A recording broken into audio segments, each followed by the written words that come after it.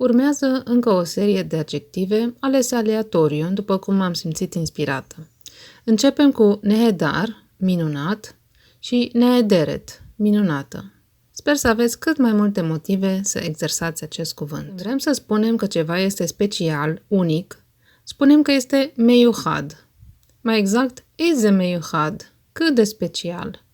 Pentru ceva de gen feminin vom spune meyuhedet, de exemplu, isha meyuhedet, o femeie specială. Un adjectiv pe care toți ne-l dorim este sameach, fericit. La feminin va fi smecha, fericită. Este și parte din urarea de la mulți ani, yom huledet sameach. Cu atâtea adjective extraordinare, un cuvânt mai așezat. Ragil înseamnă normal, obișnuit. La feminin va fi regila, normală, obișnuită.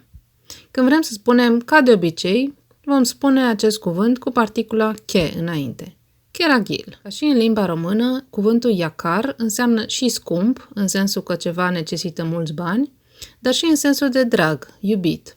La feminin vom avea iecara, scumpă, dragă, iubită.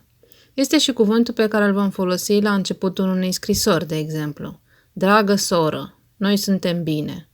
Ahot iecara, anachnu beseder. Cuvântul de azi se folosește și în sens propriu, dar și la figurat.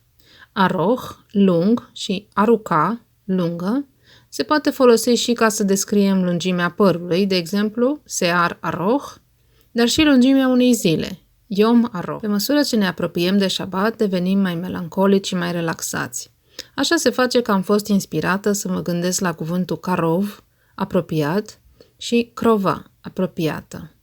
De Shabbat toți ne dorim să fim mai aproape de cei dragi, să ne simțim în siguranță și liniștiți.